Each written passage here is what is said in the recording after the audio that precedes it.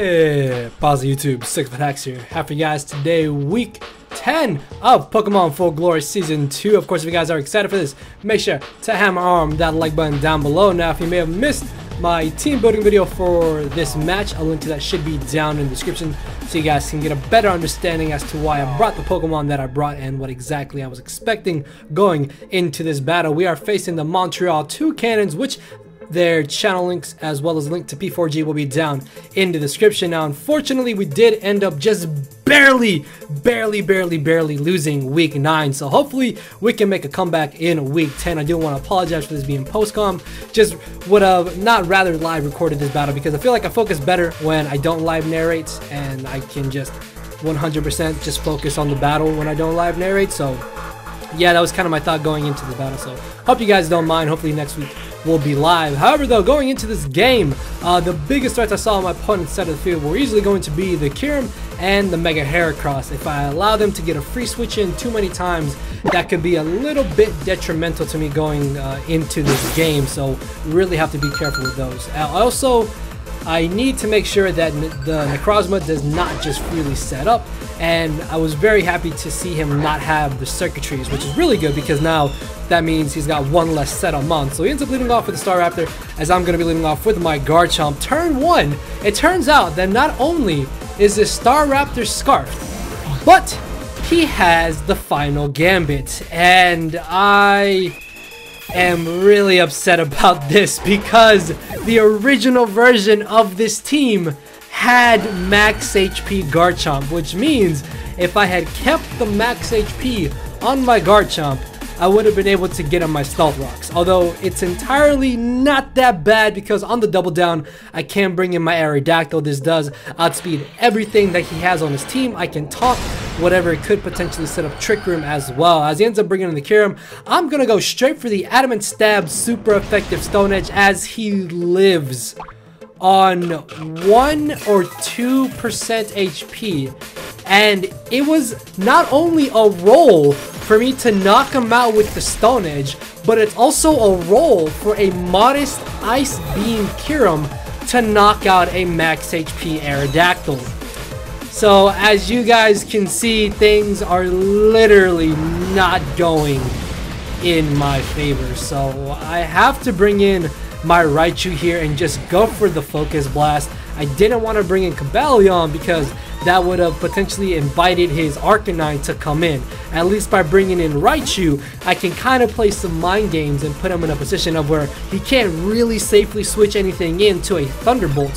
So I'm able to knock out the Kyurem as he brings in the Aromatisse. I'm going to hard switch directly into my Skuntank, which it turns out that he's got Trick Room on his Aromatisse, which is entirely not that big of an issue because I can definitely take 1 or 2 Moonblast depending on how much special attack investment he's running, and I can get off a good amount of damage with a Jolly Life Orb Stab super effective Poison Jab.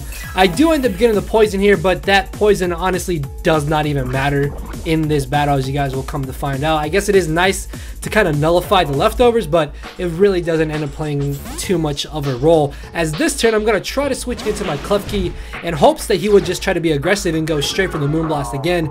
This way, I could potentially try to stall out the turns of Trick Room and maybe be able to get on my dual screens, as well as being able to get up a layer of spikes. As he switches out into his Arcanine, I know after Reflect, I should easily be able to live any one hit that he wants to go for, plus the Reflect is going to benefit the rest of my team because at this point, due to bad luck, I've lost both of my answers to this Arcanine, and things are really not looking good for me. So I'm able to live the Flare Blitz, which is really good. As this turn, I'm just going to go ahead and get up a layer of spikes.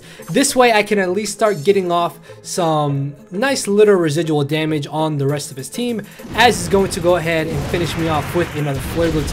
This is not entirely too bad because what this does allow me to do is bring in my Raichu, which I am a Timid Choice Spec set, and he has literally no switching to a Choice Specs Thunderbolt coming from Raichu, so I should be able to, in theory, beat this Arcanine 1v1 because with the Reflect up, there's no way that the Flare Blitz will be able to safely KO me. So I do go for the Thunderbolt, as it does do a solid like 55-60ish%. Unfortunately though, he does end up going for the Morning Sun, and this isn't entirely too bad because at the range of HP that he's at, it looks like I may possibly have a chance to knock him out with another Thunderbolt. So I'm going to try and go for that roll. As I do go for the Thunderbolt, unfortunately he does end up chewing the hit, but luckily for me, he's going to be aggressive and he's going to go for the Flare Blitz, which means I will be able to then go for another Thunderbolt the following turn, which is going to be absolutely huge because I will be able to at least knock out this Arcanine and then potentially knock out the Aromatisse.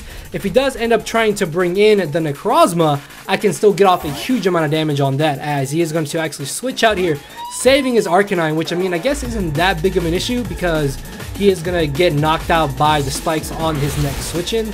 As he ends up foddering off the Aromatisse, this is where the poison literally does not even matter because I would have still been able to outspeed him the next turn, click Thunderbolt, and finish him off anyway. So yeah, at this point the burn damage is starting to really wear down my Raichu as in comes in Necrozma. I'm gonna go for another Thunderbolt, and luckily I get a little bit of justice here to make up for my bit of bad luck at the beginning of the battle, and I get the 10% paralysis. And this is actually absolutely huge because what this means is if this Necrozma gets paralyzed at least one turn, I will still have a chance to win this battle. So I'm going to leave him my Raichu here, as I do just end up going for another Thunderbolt. I thought about switching into my Skuntank, but he could have easily honestly gone for the Earthquake there. As I bring in my Skuntank here, I do not want to knock out this Necrozma, because if I knock out this Necrozma, it gives him a free switch into the Heracross, which literally just wins the battle at this point, and he doesn't end up getting fully paralyzed again, as I am down to my last Mon. At this point, if he gets paralyzed just one time, which is a 25% chance, this has been 3 or 4 turns in a row that he's not got paralyzed, so he should get paralyzed this next turn. As he gets paralyzed, I can get up to +4 and I will be able to win this battle. Unfortunately though, I am bad luck Leo, and good luck is never on my side, and not only does he knock me out, he doesn't get paralyzed, and he even crits me to rub salt in the wounds. So yeah, that is going to be the 3-0 in my opponent's favor. So that paralysis was kind of a blessing in disguise. Like, honestly, if that Necrozma just got paralyzed one turn, man, just one paralysis, literally just one out of 4 or 5 turns, because you would think out of 25% it would happen out of one of those 5 turns, but just, yeah, that is Pokemon, and that's just what happened. So unfortunately, we do take another loss, and that's 2 losses in a row, which I don't think has ever happened in any league I've been in. But to be honest, I'm gonna chalk this one up to me just being unlucky, because of him getting not only the damage roll to live with Kyurem, but then the damage roll to knock out my Aerodactyl, and then him not getting fully paralyzed on one of his turns that he was paralyzed. But hey, oh well, that is Pokemon. So hopefully we can bounce back next week, and then we can hopefully win out for the remainder of the season. We are definitely still in contendership for the playoffs though, so things aren't entirely too bad. But yeah, if you guys did enjoy the quick battle, make sure to hammer that like button down below. Let me know what you thought about the battle, and with that being said, I will see you all tomorrow with week 1 of GBA D League Season 3. Also, the team builder for week 1 should be going up later today if you guys want to go check that out. So yeah, later everybody. Cause my brain and heart are both tied in the knot, and this hinders me from crying a lot. This causing me to show no emotion. But when I said I cared, I wasn't joking. But I guess it's too late for me to become broken. For now, I'm living with no more pain, tears, or hoping. I'm just coasting. Yeah, I said I'm coasting. No more pain, tears, and hoping. For real.